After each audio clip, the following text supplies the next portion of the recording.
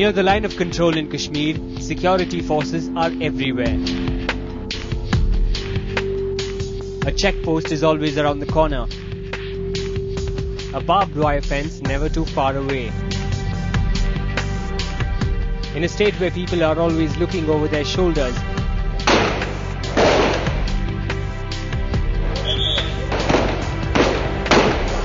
it can be fatal to be in the wrong place at the wrong time.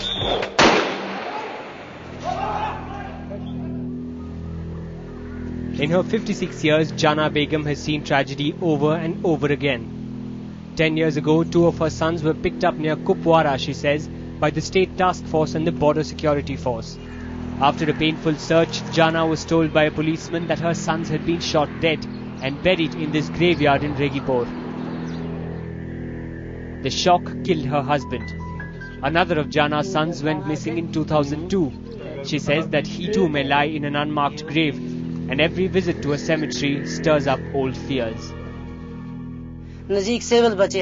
My children were innocent, but they called them militants and killed them. I went to the police, I went to the government, but nobody would help me. I roamed around looking for answers. No one would tell me anything. A few maize orchards away from Jana's house in Lolab, Wali Muhammad still mourns the loss of his son Farooq, killed in August 2003. Farooq was allegedly taken from a bakery in Srinagar by the army and then shot dead and passed off as a militant. When Wali learnt that his son was buried in this grave in Srinagar, he went to court and won an order of exhumation. It's been 5 years, but the tears still come easily.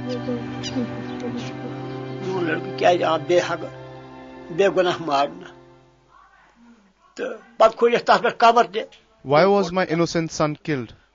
There are so many cases like this. They should be looked into. Jana and Wali say their battle with the government isn't over yet.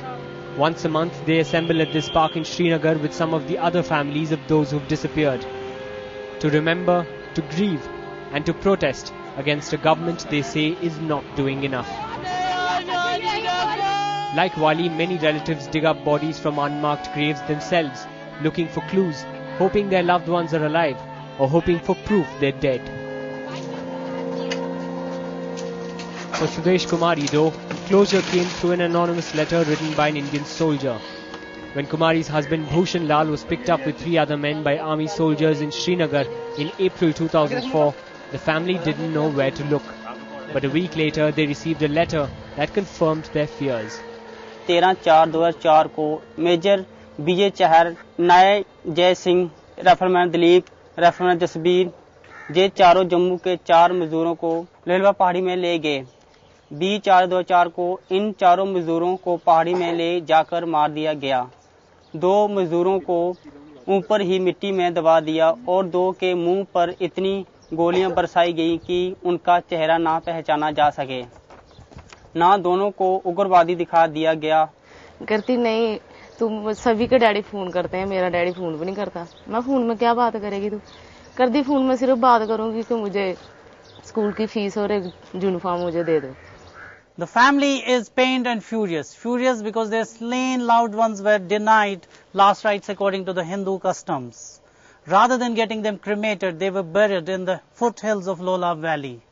Embarrassed over this, the army has now started investigations.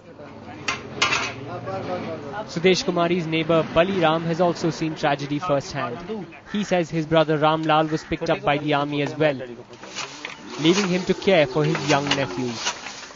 मेरा भाई रामलाल गया था, उनके बच्चे का कुछ सोचता, government ने कुछ उनको ना दिया है, उन्होंने उनके बारे में कुछ सोचा है। पहले मैं करता था, मेरा बच रुक गया, उनका क्या करेंगे, वो ऐसे भूखे मार रहे हैं। Like Jana Begum, Wali Muhammad, Sudesh Kumari and Bali Ram, many of the families whose relatives have gone missing are desperately poor, and the loss of a young working family member often pushes them further into poverty. What they want more than anything else, they say, is the truth to be told, that their sons and husbands were not militants, and until then, justice for them will also lie buried. Coming up, the role the army plays in Kashmir. The army forces here are not accountable. Army has nothing to do with this. And the politics of the mass graves. आज उन पूरी की कब्रों का हमें हिसाब किताब नहीं मिलता.